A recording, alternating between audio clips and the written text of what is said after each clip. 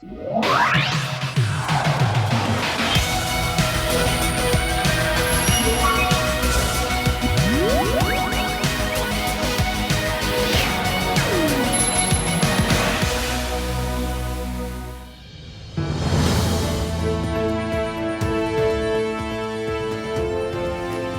안녕하십니까? 박상규입니다. 이 방송은 유튜브 KTV 뉴스에서도 실시간으로 보실 수 있습니다. 트럼프 2기 행정부 출범이 20여일 앞으로 다가왔습니다. 폭탄으로까지 불리는 관세 인상이 예고된 가운데 관련국들의 움직임도 매우 부산해지고 있는데요. 신세계그룹의 정용진 회장은 말어라고 저택에서 하룻밤을 자면서 장남과 친분을 쌓았습니다. 우리나라에서 일하는 외국인 근로자가 100만 명을 넘어섰습니다. 저개발국은 물론 이웃 일본에서도 다양한 직종의 청년들이 일자리를 구해 몰려오고 있는데요. 그 실태와 명암을 집중 조명해 보겠습니다. 새해 첫날부터 육아휴직 제도가 크게 개선됩니다. 육아휴직 급여가 크게 올랐고 상사들의 눈치 안 보고 육아휴직을 신청할 수 있게 됐는데요. 자세히 짚어드리겠습니다. 정호김 전 국회의원, 최양호 기업정책연구원장과 함께하겠습니다. 안녕하세요. 반갑습니다. 네. 트럼프 당선인이 대선 승리 후 처음으로 공식 내외신 기자회견을 아주 성대하게 했습니다. 초점은 마가, 미국 경제 일으키기에 맞춰졌는데요. 그중에서도 가장 강조한 건 관세, 테리프였습니다. 직접 들어보시죠. Tariffs will make our country rich. But won't they raise prices? Properly used. We took in $600 billion and more in taxes and tariffs from China. No other president took in 10 cents, not 10 cents, not 10 cents. And no, well, we're going to be doing things. We're going to be treating people very fairly. 네, 방금도 들으셨지만 트럼프는 대선 유세 기간 중에도 수시로 관세는 내가 항상 말했듯 세상에서 가장 아름다운 단어라고 했습니다. 자, 이쯤 되면 관세 신봉자, 관세 예찰론자라고 봐도 되겠죠. 그렇습니다. 그리고 저 기자회견에서 뭐라고 얘기했냐면 관세에 관해서 모든 협상 카드를 가지고 있다. 굉장히 자신감을 지금 얘기하고 있고요. 이것을 통해서 뭐 재산세나 소득세를 깎아줌에도 불구하고 나올 수 있다. 멕시코, 캐나다 지금 25%를 하고요. 특히 멕시코에서 들어오는 차에는 2,500%를 지금 얘기를 하고 있습니다. 중국은 60%. 무조건이에요? 무조건이죠. 그다음에 브릭스 회원국은 100%를 지금 가고 있고요. 전 세계에 대해서 보편 관세 10에서 20%를 지금 뭐 부과하겠다.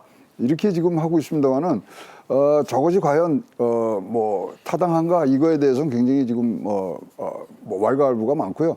특히 보편 관세는요. 법적인 근거가 하나도 없습니다. 네. 그래서 이거를 계속적으로 국회에서 통과해야 되는데 이 국회 통과가 사실 좀 어려울 수도 있다. 반대하는 공화당 의원들이 있어요. 네, 그리고 보편 관세라는 것은 전 세계를 통해서 나가야 되고 보복 관세 성격을 띠면요 국가의 위협이 돼야 되는데 이건 안 되고요. 또 한국 문제로 좀 좁히면 한국하고 미국하고 FTA를 맺었단 말이에요. 관세를 철폐한다 그러는데 이 조항에 또 어긋나기 때문에 이 법제화 과정이 쉽지는 않다. 그래서 일부에서는 보편 관세 4년 동안 못한다 등등의 지금 예측이 나오고 있습니다만 모든 게 시작이 관세고 모든 것이 끝에 관세가 있기 때문에 이 부분에 대해서는 철저하게 우리가 준비를 해야 될 것 같습니다. 네, 지금 보셨듯이 인접국인 캐나다와 멕시코가 우선 직격탄을 맞고 있어요. 그래서 트럼프 당선인의 이런 완강한 태도에 열렬한 반트럼프주의자였던 주스틴 트루도 캐나다 총리가 180도 돌변해서 몸을 바짝 낮췄죠. 네, 캐나다 총리로서 캐나다의 국익을 위해서 자존심을 꿀꺽 삼킨 지금 상황인데요. 올 1월만 하더라도 만약에 트럼프가 승리하면 이거는 퇴보다. 그래서 트럼프가 당선되면 캐나다는 위기다. 이런 말을 서슴지 않고 했었는데 당장 관세를 올리겠다 하니 미국에 대한 무역 의존도가 높은 캐나다로서는 발등에 불이 됐습니다. 그러니까는 얼른 트럼프를 만나기 위해서 플로리다로 가가지고 3시간 동안 만찬 회동을 하면서 그 캐나다를 통해서 불법 이민자가 들어오는 경우는 그렇게 많지 않다라고 설득을 한 것으로 알려지고 있거든요. 그러니까 멕시코하고는 비교할 수준이 네. 안 되니 캐나다는 좀 빼달라라는 얘기를 한 것입니다. 그런데다가 지금 집권 9년 차인데요. 트루도가 고물가, 경기 둔화 그리고 지지율도 낮아서 굉장히 국내 정치적으로도 고전을 면치 못하고 있는 상황에서 트럼프가 만약에 관세 압박을 가할 경우에 치명타를 맞을 수도 있습니다. 그래서 발빠르게 움직인 것으로 아는데요. 트럼프가 얼마나 거칠고 예의가 없느냐 하면은 캐나다를 향해서 그렇죠. 미국의 51번째 주가 되라라고 말을 하는 사람이거든요. 그러니까 속국이 되라 이런 뜻이에요. 그러다 보니까 미국 국민들은 그 단순한 어조라든지 미국 국익에 대해서 아주 그냥 그 명쾌한 논리로 얘기를 하니까 좋아할지 모르지만 나중에 이게 미국 국민에게 오히려 되치기가 되는 그런 상황이 올 수도 있겠다 봅니다. 저는 저 얘기를 들을 때 51번째 주가 되시지라고 했을 때 농담이지만 과거에 조선시대 선조가 명나라의 한 성이 되겠다고 했던 그런 그 시절이 생각나서 참 무서운 얘기다 이런 생각이 들었습니다. 마크롱 프랑스 대통령은 트럼프에게 당선 축하를 맨 먼저 한 외국 정상이었죠. 얼마 전에는 바이든 대통령 대신에 트럼프 당선인을 중요한 이벤트에 초청해서 아주 극진하게 환대했어요. 네, 그 이벤트가 프랑스의 천주교 심장이라고 그러는 노트르담 대성당의 재개관 5년 동안 지금 첨탑이 탄 거를 재개관하는 자리에서 하는데 자리 배치가 굉장히 의미심장합니다. 오른쪽이 트럼프잖아요. 네. 예, 그리고 이제 질 바이든 여사가 이제 그 부인 옆에 앉고 등등 했는데 사실 마크롱이 어떤 사람이냐면 미국 우선주의에 강력하게 반대하는 사람입니다. 그렇죠. 그래서 이유의 자강론에 아주 근원이 된 분인데 12월 5일 날 극진히 하면서 또 졸렌스키도 만나고 등등 굉장히 거기서 중간자적인 역할을 굉장히 잘 해내면서 일단 환심을 사는 듯한 그런 외교적인 지금 행사가 벌어졌었습니다. 네. 요즘 미국에서 가장 뜨거운 장소는 수도인 워싱턴 DC도 아니고 가장 큰 도시라는 세계 수도, 경제 수도 뉴욕도 아니고 플로리다주에 있는 마러라고 리조트란 말이 유행하고 있습니다. 실제로 그런 측면이 있죠? 아직 취임하기 전이기 때문에 외국의 주요 인사들이 주로 마러라고 리조트에서 이제 트럼프를 만나는 경향이 큽니다. 그래서 지금 발빠르게 자신들의 국익을 위해서 움직이고 있는데요. 그러다 보니까 우리나라의 국내 정치 상황을 생각하면서 마음이 급하다라는 느낌을 접을 수가 없습니다. 예를 든다면은 이스라엘 같은 경우는 지금 부인이 나섰잖아요. 그래서 개인적인 방문이다 하면서 소위 트럼프하고 이 중동 문제에 대해서는 죽이 잘 맞는 거거든요. 그렇죠. 그리고 특히 네타냐후 총리의 부인은 원래부터 좀 극성스러운 것으로 유명한 여사였습니다. 네. 그다음에 이제 지금 말씀하신 프랑스, 그다음에 우크라이나의 젤렌스키 같은 경우도 어떻게 해서든지 지금 러시아와의 전쟁에서 트럼프가 갑작스러운 종전으로 우크라이나가 손해를 보면 안 되겠다라는 그런 절박함을 가지고 네. 지금 트럼프를 상대하고 있고요. 일본 같은 경우는 오히려 아베 신조의 부인이 먼저 만났죠. 만난 것으로, 그래서 지금 이시바가 선수를 놓쳤는데요.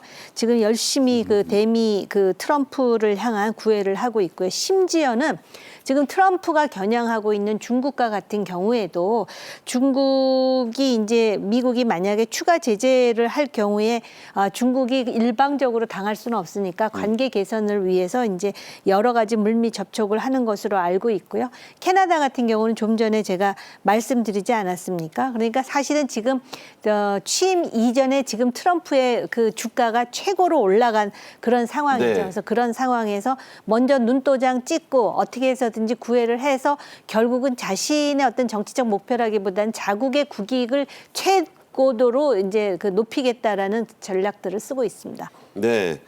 시진핑 주석 얘기는 잠시 후에 또 자세히 해드리겠습니다만 일방적으로 초청장이 갔어요.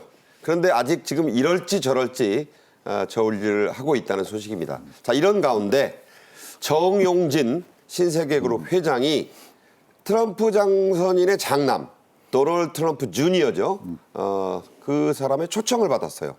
그냥 단순한 초청이 아니고 마라라고 저택에서 1박을 했고 그러면서 그냥 내내 1박 2일간 붙어 다닐 정도로 친분을 더욱 돈독하게 한 것으로 알려졌습니다. 화제가 되고 있죠. 네, 화제가 되면서 두 사람의 뭐 이제 친교가 사실 뉴욕에서 지인이 이제 뭐 연전에 했고요. 올해 공식 비공식으로 해서 4번이나 한국을 갔다 온 게 도널드 트럼프 주니어입니다. 그 전세기까지 내줬대요. 그러니까요. 거기다가 지금 뭐 사진에도 지금 나오고 있습니다만은 두 사람이 종교적으로 굉장히 지금 같은 기독교인으로서 순복음교회 와서 뭐 연설도 했죠. 간증도 하고 그다음에 뭐 서로 왔다 갔다 하면서 했는데 사실 요번에 그 초청장은 몇 달 전에 먼저 나가 있었던 겁니다. 근데 네. 이게 이제 맞아 떨어지는 부분이고요.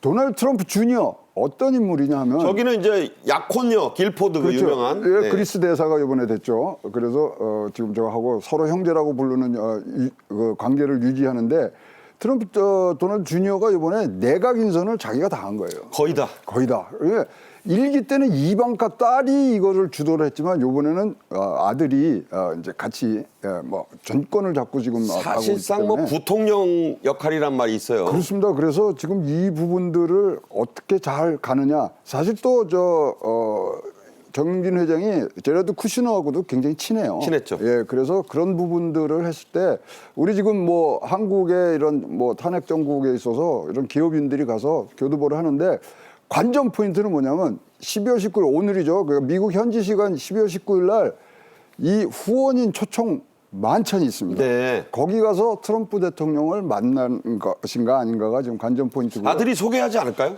하죠. 친하다 그러니까 가서 한번 만나고 우리나라의 이 전체 지금 뭐 사정이라든가 이런 걸 좀 잘 민간인 입장에서 좀 풀이를 해주셨으면 좋겠습니다. 만약에 정용진 회장이 트럼프 당선인을 만나서 대화를 하거나 뭐 이런다면 우리나라 인사소는 최초가 되는 셈입니다. 정용진 회장과 트럼프 주니어는 이 보편 관세 문제를 놓고도 얘기를 나눴다고 하는데요. 정 회장이 밝힌 대화 내용 어떤 거죠? 당신 아버지 트럼프 대통령이 취임하면 관세로 한국 경제가 굉장히 곤란할 거다. 이거 어떻게 좀 뭐 도와주실 방법이 없냐 그랬더니 무슨 소리예요. 우리 아버지는 굉장히 합리적인 사람이기 때문에 그럴 리 없습니다. 그래서 일단은 동맹에 대해서도 얘기를 많이 한 것 같고 일단은 구체적으로 만나서 얘기할 수 있는데 사실 우리가 지금 뭐 우리 국가의 진짜 큰 손해가 이 외교 정책에 지금 수장이 공백이 돼 있는 거 아닙니까? 그래서 언제 만나야 되느냐? 지금 보세요. 일본 같은 경우는 뭐 아베 총리 부인 뭐 20억 그다음에 손정희 회장이 첫 번째 기자회견에 나서 마사요시 손. 네. 네. 야, 1,000억 달러를 투자를 하겠다 그러니까 거기다가 막 뭐 띄워주고 묻고 더블로가 2천억 불로 올렸는데 그러니까 위대한 협상자네 뭐 이제 네. 이러고 분위기 좋았던 거죠. 일본이 이렇게 치고 나가는데 야 우리는 어떤 식으로 이 외교를 뚫고 나가지 하는데 오늘 저녁에 만찬 장소에서 현지 시간으로 기부장 만찬 행사에 꼭 정영진 회장이 가서 뭐 독대는 아니더라도 우리의 어려운 사정을 조금이나마 좀 전해줬으면 좋겠습니다. 뭐 이렇게 얘기할 수 있죠. 불호의 아버지니까 내게도 아버지가 될 수 있다. 뭐 그렇게 하지 않을까. 명언이시네요. 네네. 두고 보겠습니다. 트럼프의 관세 폭탄을 가장 거세게 맞을 나라 단연 중국입니다. 중국은 지금 어떻게 하고 있나요? 지금 이제 트럼프와의 관계 개선이 필요하다라는 것은 알지만 미국이 이제 관세 폭탄의 제일 그 상대로 생각하는 나라가 바로 중국이 대표적인 나라 아니겠습니까? 그렇죠. 그러다 보니까 고심하고 있는데 일단 그런 그 과정과 환경 때문에 한일 관계는 상당히 개선하려는 움직임이 보이고 있고요. 그리고 중국 내수를 부양해서 이제 어려움을 뚫고 나가겠다. 그리고 해외에 이제 공장을 많이 증설하는 것으로 대처하겠다. 그리고 우리나라를 포함해서 54개의 국가를 대상으로 무비자 환승을 열흘까지 지금 굉장히 그러니까 다른 나라에 대해서는 상당히 부드러운 정책을 펴고 있다라고 생각을 하고요. 유럽 수출도 더 느리고 공장은 동남아에 짓고 그렇게 함으로써 이제 미국의 관세 장벽뿐만 아니라 미국과의 무역 전쟁, 기술 전쟁이 불가피하다라는 판단 하에 대비하고 있는 상황입니다. 그리고 네. 한편으로는 또 일기 때 주미 대사를 지냈던 인물을 트럼프에 보내가지고선 좀 상황을 좀 부드럽게 꼬인 상황을 풀어보려고 했지만 오히려 문전박대만 당하고 그러니까요. 그런 상황이라 지금 양면 전략을 펴고 있지만 큰 도전이라는 인식은 하고 있을 겁니다. 네. 계속 좀 이 얘기를 나눠보겠습니다. 트럼프는 시진핑 중국 국가주석에게 일방적으로, 그러니까 그냥 취임식 초청장을 보냈다고 합니다. 그런데 이게 받은 시진핑이 아직 대답을 않고 있어요. 이른바 중국식으로 말하면 화전 양면 전술을 쓰는 것 같은데, 자, 이건 어떻게 할 것 같습니까? 그러니까는 트럼프의 속내가 무엇인지에 대한 파악이 없이 덥석 받았다가 나중에 망신을 당할 수도 있겠다라는 생각을 하는 것이 미국의 정책 결정이라는 것이 그 어느 나라보다 시스템에 입각해야 되는데 조금 전에 최 소장 말씀하셨듯이 큰아들이 뭐 쥐고 앉아갖고 비선 실세처럼 쥐락펴락하는 측면도 있는 데다가 또 트럼프가 굉장히 지금 이중적이지 않습니까? 시 주석하고 나하고는 굉장히 친하다. 일기 때 만났을 때 우리는 의자에 앉아서 한참 동안을 얘기하고 뭐 이런 식으로 얘기를 하다가 또 막상 보면은 그 미국 정부의 지금 그 상황이 심상치가 않다 이런 그렇죠. 생각을 하지 않겠습니까? 그러다 보니까 지금 푸틴하고 친한 헝가리의 빅토르 총리도 네. 실제로 지금 취임식에 갈까 말까를 저울질하고 있다 그러는데 아무튼 바이든 때보다는 조금 완화한 부분도 있기는 있습니다. 예를 든다면은 미국 내에서 틱톡 사용을 금지했지만 이걸 어느 정도 풀어준다라든지 아주 완전히 강경한 기조는 아닌 것처럼 하면서 트럼프는 그런 얘기를 하고 있지만 중국은 지금 관세라든지 무역이라든지 기술 전쟁이 불가피하다라는 전제로 지금 전략을 쌓고 있습니다. 네. 자, 웃으면서 계속해서 싸우는 냉전과 열전이 지금 교차하고 있는 상황이다. 저는 그렇게 보거든요. 자, 우리 기업들에도 정부에도 관세 비상이 걸려 있습니다. 반도체와 전기차, 배터리 업계가 된서리를 일단 맞은 가운데 해외 공장 이전으로 맞서려는 기업들도 나오고 있죠. 그렇죠. 지금 옮겨가야 되죠. 중국에 많은 우리가 생산 시설인데 그것을 이제 베트남으로 옮긴다든가 그런 지금 그것들 하는데 뭐 제 개인적인 의견입니다만 하여튼 조금 보셔야 되고요. 지금 가장 위험한 시간이 취임 후 100시간이랍니다. 그 안에 나올 거 다 나온다는 거죠. 한 4, 5일 사이에. 4, 5일 사이에 다 나오니까 그걸 봐야 되고 그다음에 뭐 지금 시진핑 얘기를 했습니다만 시진핑도 그냥 가만히 이렇게 손 놓고 있는 건 아니거든요. 지금 중국으로 12월 10일 날 세계의 IMF 총재, 뭐 월드뱅크 총재, WTO 사무총장 10명을 모아놓고 이것에 대해서 지금 설파를 하고 있어요. 그다음에 남미하고 유럽이 25년 만에 FTA를 급속하게 이거를 통과를 시킵니다. 네. 그리고 지금 보편 관세는요. 지금 법률적으로 미국은 세금을 매기 위해서 관세를 매기 위해서는 법률적인 뒷받침이 돼야 되는데 이게 옛날에도 시도했다가 다 안 됐어요. 그래서 이것이 바로 되지 않을 것이라는 예측까지 지금 나오고 있기 때문에 지금 우리 이렇게 피해서 가는 이 전략들을 짜시는 거는 굉장히 좋지만 지금은 조금 더 우리가 지켜봐야 되는 상황들이 지금 발생하고 있다. 이렇게 보여집니다. 네. 자, 우리 정부도 발빠르게 움직이고는 있습니다. 한편 이 최상목 경제부총리 17일 조태열 외교부 장관과 합동 외신 기자회견을 가졌어요. 트럼프 2기 출범 등에 따른 우리 경제와 교역 정책에 대한 입장을 밝혔는데 그 한 대목 직접 들어보겠습니다. 대내 불확실성에 따른 시장 변동과 경제 심리 위축 가능성이 여전한 만큼 정부는 경계를 늦추지 않고 민관의 모든 역량을 결집하여 경제를 최대 안정적으로 관리해 나갈 것입니다. 안덕근 산업통상자원부 장관도 민관 합동 실물경제 비상전략회의를 열고 실시간 소통을 통해 경제 주체들의 활동에는 어려움이 없도록 하겠다고 거듭 말했습니다. 역시 직접 들어보시죠. 국내 상황이 안정화될 때까지 실물 경제 상황을 실시간으로 모니터링하고 우리 산업계의 경영 활동에 차질이 없도록 기업의 애로를 신속히 해소하기 위한 노력을 강화하겠습니다. 정부의 노력만으로는 자금의 위기 돌파에 어려움이 있습니다. 이럴 때일수록 IMF, 글로벌 금융 위기를 돌파한 동력이 되었던 우리 기업들의 투자가 매우 중요합니다. 자, 우리 재계는 거의 대부분이 비상경영 체제를 선언하고 이미 시작을 했죠. 네, 국내외적으로 지금 굉장히 불안한 지금 정치 상황들이 지금 가고 있고, 다 양국 다 지금 한국이나 미국이나 다 정권 이양기에 지금 들어갈 수 있는 부분들이 있기 때문에 이 부분들이 있는데 지금 뭐 삼성전자나 뭐 LG전자 다 지금 내년도 계획을 아직도 확정 못 짓고 있습니다. 왜냐하면 여기서 져야 되는 건 투자라든가 많은 것들이 있는데 환율이 정해지지 않는 상황에서 이거 못 하거든요. 오늘도 환율 폭등했어요. 그렇습니다. 그래서 이걸 보면 그래서 삼성전자 뭐 삼성그룹이죠. 그러면 17일에서 19일까지 지금 하고 있고 LG전자가 20일 날 하고 있는데 나올 게 지금 없습니다. 네. 따라서 지금 굉장히 불안한 상태로 말씀하신 대로 비상 경영 체제에 지금 돌입이 돼 있기 때문에 일단은 지켜봐야 되는 그런 상황으로 지금 보이고요. 가장 지금 우리 기업들이 고심하고 있는 거는 관세와 환율입니다. 네. 자, 우리 정부가 지금 비상적인 상황입니다만 지금 우선 해야 할 일 어떻게 조언 주시겠어요? 한미 경제 관계와 관련해 가지고 굉장히 중요한 파트너잖아요.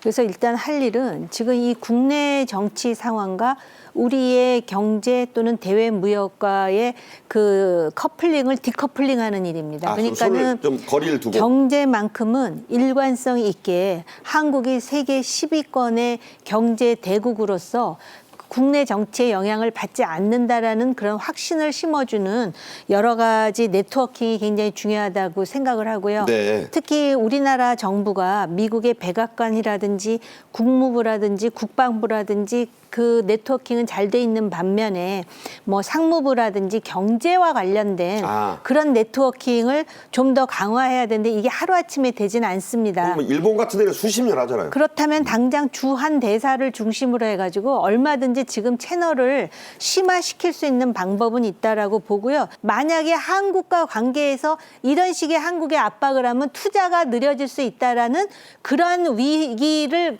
인식할 수 있도록 하는 게 굉장히 중요하고 그래서 이제 우리나라 정부 차원에서 미국의 그 로펌에 이제 1년에 로비를 위한 자금을 대는데 보면은 정말 그 미국의 소위 메인스트림으로 들어갈 수 있는 정통한 그런 로여들을 그 핀포인트를 못 해갖고 헛돈만 쓰는 경우가 상당히 많거든요.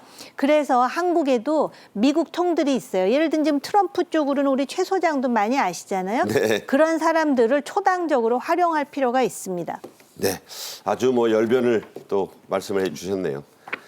미국인들도 대선이 끝난 뒤에는 트럼프 당선인의 강력한 관세 정책에 반대하거나 지금 좀 우리 어려운데 하는 여론이 더 많아졌다고요? 그렇습니다. 이제 뭐 하면은 이제 심층 이제 분석들을 가니까 관세를 매기면 미국의 물가가 1.1%가 지금 올라갈 수 있는 부분들이 지금 있거든요.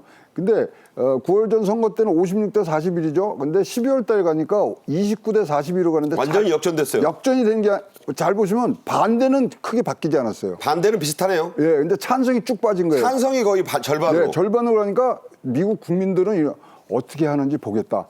지금 트럼프 1기하고 2기를 비교하면 트럼프 1기 때는 출범할 때 55%의 국민 지지율이 있었는데 지금 53%거든요. 네. 굉장히 많은 지금 뭐 이것들을 갖고 있습니다만은 뭐가 나올지 내 생활에 얼마나 이것이 지금 갈지 이게 이렇게 해서 1.1% 올라가면 연간 3,000불 정도의 각 가구당의 이 지출액이 지금 늘어나거든요. 그러니까 우리 돈으로 한 370만 원씩 한 가정이 더 내는 거 쉽지 않죠? 쉽지 않죠. 그래서 이 부분들에 대해서 반대하는데 일단은 지금 반대는 고정돼 있지만 찬성이 지금 줄었다는 것은 한번 보자 어떻게 하는지 과연 마가가 트럼프를 통해서 이것이 확실히 꽃피울지를 지금 보는 그러한 지금 뭐 여론조사의 모습이라고 보여집니다. 네. 그래서인지 요즘 미국 시민들 자동차, 가전제품 등을 급하게 바꾸고 있다는데 이건 왜 그렇습니까? 그러니까는 이제 관세 올라가면 결국은 이제 가격이 올라갈 거 아니에요. 이럴 때 그 미국에 진출한 한국 기업들은 뭐 백색 가전이 됐든 핸드폰이 됐든 자동차가 됐든 폭풍 세일을 해야죠. 그래서 많이 팔아야죠. 지금 이제 관세 더 오르기 전에 그렇습니다. 그리고 지금 이 관세 이민 정책을 그 미국 사람들이 찬성한 이유는 그게 미국 국민에게 도움이 될 거라고 생각을 했는데 만약에 관세가 올라가서 저런 것에 그 제품의 물가가 올라간다든지 또 이민 정책 때문에 저임금 싼 노동자가 필요한데 그들도 못 들어오고 또 우수 두뇌도 진입 장벽이 생기거든요. 그렇죠. 이제 그런 거를 미국 사람들이 좀 알 수 있게끔 다양한 PR을 통해서 그런 정보도 좀 흘려주면서 그러면서 한국 기업들의 그 공간을 넓혀야 되지 않겠습니까? 그렇군요. 이제 시시각각 트럼프의 관세 폭탄 선언이 실현될 시간이 다가오고 있습니다. 준비를 하고 맞이하면요 훨씬 낫죠. 자, 독일로 광부와 간호사를 파견한 지 어느덧 70년이 지났습니다. 외화벌로 이영만리의 탄광과 병원으로 젊은이들을 보내야 했던 우리나라가 이제는 외국인 노동자 100만 명 시대에 살고 있어요. 그 실태와 이유, 명암을 집중 분석하는 시간 갖겠습니다. 먼저 영상 보겠습니다.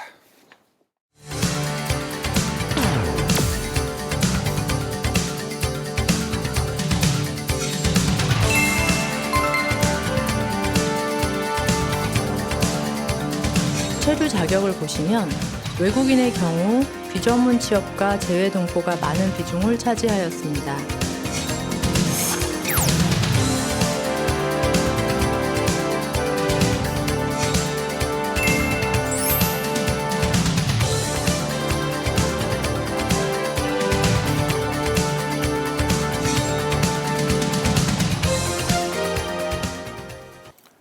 통계청이 이민자 체류 실태와 고용조사 결과를 발표했습니다. 주요 내용을 직접 들어보겠습니다.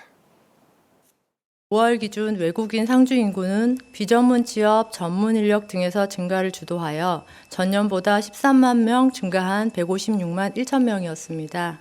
연령별로는 15, 29세에서 4만 7천 명, 30대에서 3만 6천 명 등 모든 연령대에서 증가하였습니다. 우리나라에 그냥 계속 살고 있는 이른바 상주 인구가 외국인이 156만 명이나 됩니다. 웬만한 그 대도시 하나의 인구죠. 이게 이제 당연히 사상 최대치인데요. 취업자, 일을 직접 하고 있는 외국인 100만 명을 넘었습니다. 자, 이유가 뭐죠?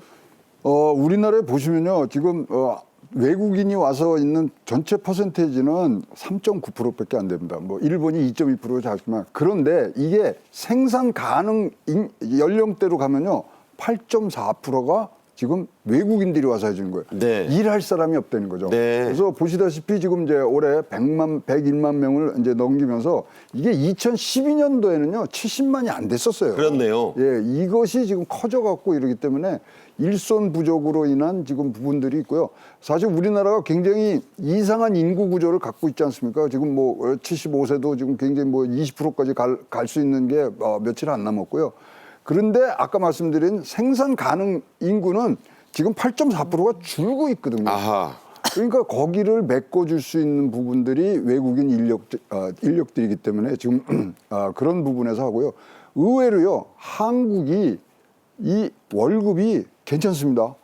그래서 대만에서 그러니까 가사도우미를 하더라도 한국에서 하면은 월 40만 원을 더 받아요. 그러니까 필리핀에서도 오고요. 예, 그러니까 우리 이제 최저임금에 이제 동일하게 이제 주고 있기 때문에 등등 뭐 그런 요소들이 지금 외국 인력들을 한국으로 끌어들이는 부분들로 지금 가고 있습니다만은 우리 이제 노령층이 이제 뭐 끝나고 이러면은 굉장히 아까 말씀드린 생산 가능률 거기가 줄어들기 때문에 진짜로 국가적인 대책이 필요한 상황입니다. 네. 저나 뭐 정 의원님이나 여기 우리 최 원장님이 태어났을 때 대한민국 선진국 아니었어요. 그 이전 분들은 아주 못 살 때 태어났습니다. 지금 태어난 세대들 선진국에 태어나죠. 이렇게 섞여 있는 나라가 우리나라입니다. 그래서 저개발국, 쉽게 말해 우리보다 좀 못 사는 나라 출신들이 대부분 아니야? 이런 줄 알았는데 일본 청년들도 많이 온다고요? 네. 일하러 오는 거거든요. 취업 비자를 받아서. 근데 2014년에 1명이었었대요. 네. 근데 지금 10년 만에 2,196명으로 늘어났습니다. 10년 만에. 그래서 일본 무역진흥기구의 발표에 따르면 한류로 한국어를 배워가지고 한국에 취업하는데 그 이유가 뭐냐면 아까 월급 얘기를 하셨잖아요. 우리가 엔화 가치가 또 떨어지고 네. 있지 않습니까? 그러다 보니까 우리나라 임금이 상대적으로. 데다가 또 IT와 관련해서 일본은 우리보다 훨씬 지금 뒤떨어지고 있거든요. 그렇죠. 그러다 보니까 IT 업종에 대해서 한국에 취업하면 배울 것도 많고 또 어느 정도 수준에 되면은 월급도 많고 그러다 보니까 지금 IT 업종을 중심으로 해서 일본인 취업자들이 2,000명이 훨씬 넘는 그런 상황이 되었습니다. 네, 일본이요. 저도 뭐 친척이 그쪽에 일하고 있는데 월급이 의외로 낮더라고요. 낮아요. 네. 자, 일본인들의 한국 기업 취업 많이 늘기는 했습니다. 하지만 우리나라의 비자 제도 때문에 이게 쉬운 일이 결코 아니라고요. 그렇습니다. 우리나라 이제 E1부터 E9까지 해서 비자의 이제 발급 요건들이 좀 다른데 E1에서 E7은 전문직입니다. 그리고 E9은 이제 비전문직으로 우리가 이런 제조업이나 이런 데서 일하는데요. 이게 받기가 굉장히 어려워요. 그리고 이 전문 지식을 갖고 있는 것을 자기가 증명을 해야 됩니다. 그런 부분들에서 지금 하고 있고요. 이러다 보니까 지금 일본도 뭐 굉장히 고령화를 진행이 된 나라인데 여기에서는 조금 발빠르게 했어요.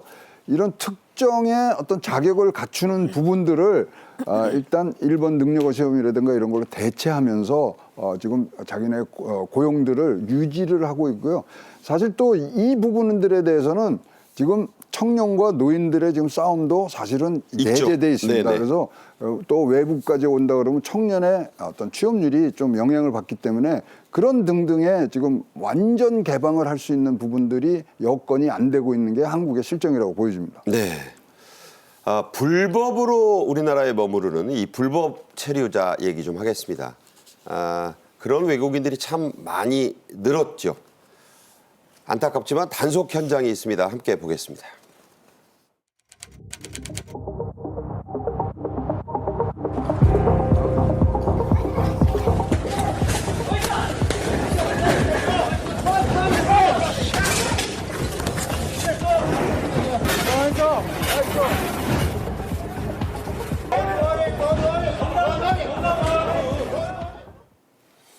네, 뭐 형사 드라마 아닙니다. 실제 현장입니다.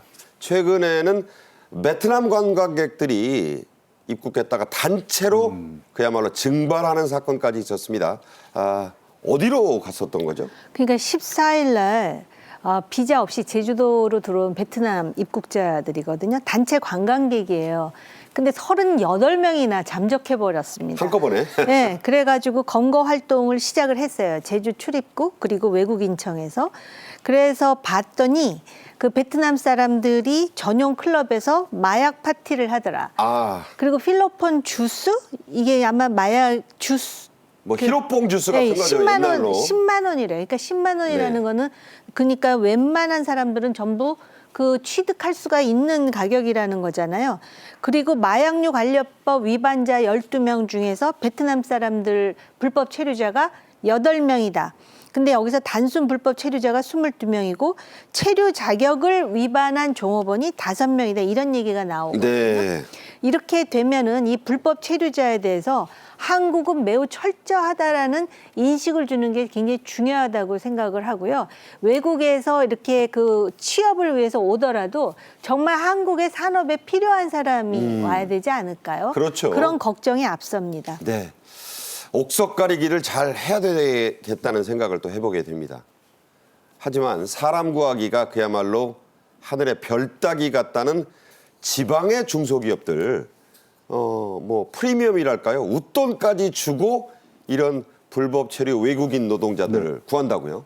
불법 체류자 없으면 공장 안 돌아갑니다. 네. 그렇기 때문에 말씀하신 대로 웃돈을 주면서, 웃돈이라는 건 뭐냐면 위험수당이라는 거죠. 그럼 10만 원 줘야 될 거는 15만 원 주고 그런 부분들이 있는데, 일단 우리나라도 외국인 고용들을 이 한도를 많이 완화하고는 있습니다만은 불법 체류자는 더욱 급증을 하고 있어요. 네. 그래서 이것은 뭐 제도적인 그런 부분들, 그다음에 전체적인 그 틀로서 지금 막아야 되는데, 그러다 보니까 이건 뭐 합법적인 이 외국 근로자가 이 뭐 자리를 잡을 수 있도록 해야 되는데, 아직까지 우리 출산율이 좀 올라주고 이런 것들이 받쳐주는 그런 여건이 안 되는 상황에서는 외국인들이 들어와서 할 수밖에 없거든요.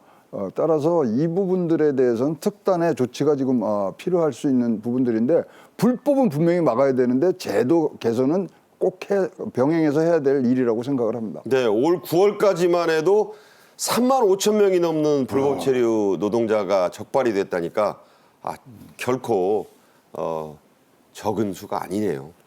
불법 체류자들이 더 높은 일당을 받고 또 이걸 요구한다는 부분, 정 의원께서는 어떻게 보세요?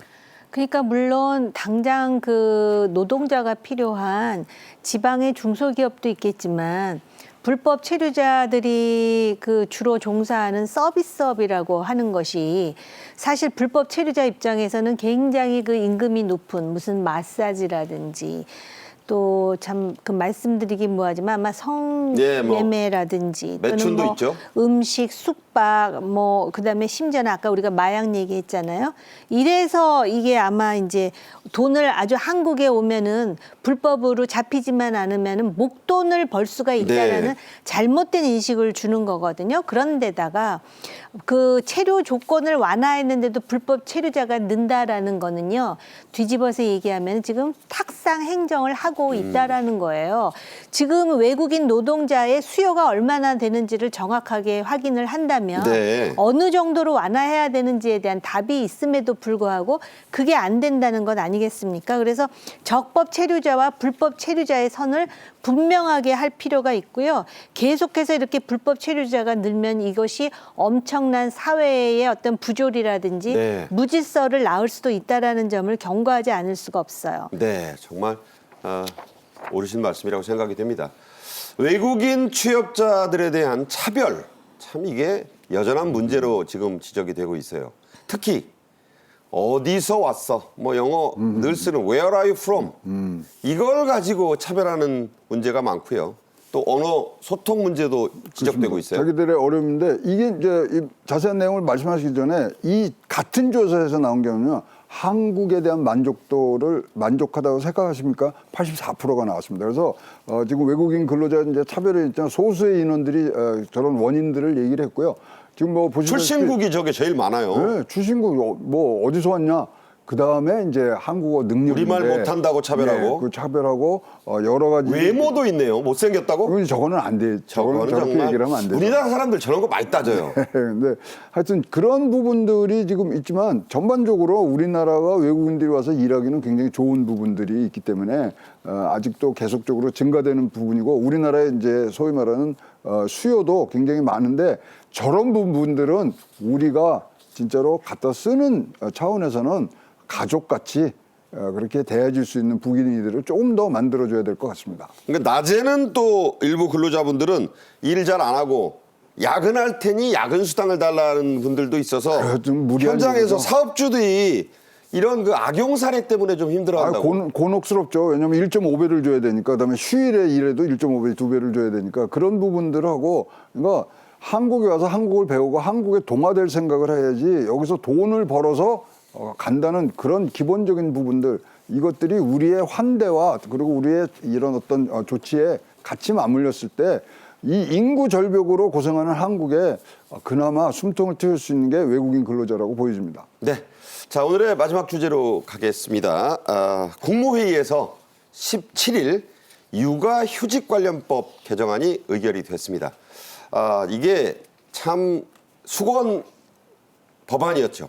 여야가 모처럼 통과를 시켰습니다. 그래서 2025년 1월 1일부터, 물론 그날은 쉽니다만, 육아휴직 제도가 크게 개선이 되죠? 네, 2025년 1월부터입니다. 그래서 육아휴직 급여가 이제 월 최대 250만 원까지 가고요. 옛날엔 그걸 안 하고 밀면은 뒤에 나중에 줬거든요. 그래서 그렇게 되고 첫 3개월은 지금 상한액이 250만 원, 그다음에 월별 상한액을 차등 적용하는 것도 지금 생각을 하고 있고요.